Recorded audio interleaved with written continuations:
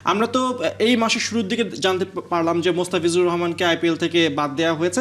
তো সেক্ষেত্রে একটা তো মানে উইন্ডো ছিল, 15-20 দিন একটা উইন্ডো ছিল, যেখানে কিনা আমরা অস্ট্রেলিয়ার সাথে নেগোশিয়েট করতে পারতাম, ইংল্যান্ডকে দলে ফেলতে পারতাম, পাকিস্তানের সাথে। পাকিস্তান যেহেতু একটা বিগ রোল ক্রিকেট রেভিনিউ জেনারেশনের ক্ষেত্রে, তো তাদেরকেও আমরা কিন্তু কূটনীতিতে আমাদের সাথে নিতে পারতাম, তাদেরকে বলে অন্যান্য দেশগুলোকে রাজি করতে পারতাম। সেখানে কি বিসিবি কি একাই লড়াই করলো? হ্যাঁ, আপনি খুব ভালো পয়েন্ট অ্যাড্রেস করেছেন।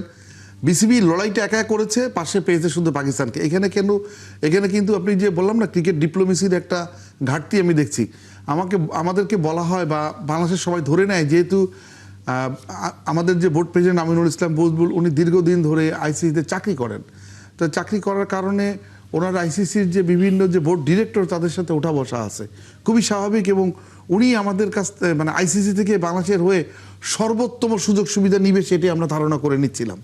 তো এখানে একটু বিপরীতধর্মী কিছু আমরা পাচ্ছি, যে আমার কেন যেন মনে হচ্ছে যে আপনি কিছু সহযোগী দেশের মধ্যে দুইটা দেশ কিন্তু আইসিসির ভোটাধিকার রাখে, তারাও আপনাকে ভোট দেয়নি। তাহলে কি দাঁড়াচ্ছে, আপনি বলতেছেন আপনি শ্রীলঙ্কা খেলতে যাবেন, সে শ্রীলঙ্কা পর্যন্ত বাংলাদেশের এগেনস্টে ভোট দিয়েছে। তাহলে কি দাঁড়াচ্ছে যে আপনি শ্রীলঙ্কা যে খেলতে যাবেন, তারাই আমাদেরকে আতিথ্য দিতে যাচ্ছে না। ওইখানে কিন্তু আরেকটা ঘটনা আছে, আপনি আয়ারল্যান্ড অথবা আপনি জিম্বাবুয়ের বদলে বাংলাদেশকে যে নেবেন, যে প্রস্তাবনাটা দেওয়া হয়েছে, ওইখানে তাদের দুইজনের কাউকে হয়তো আইসিসি রাজি করাতে পারতো। এখানে যেটা আমরা শুনেছি, সেটা এখানে কিন্তু জাস্ট হচ্ছে এখানে একটা ব্যারিয়ার তৈরি করে শ্রীলঙ্কা নিজেই, কারণ ওই গ্রুপে শ্রীলঙ্কা আছে।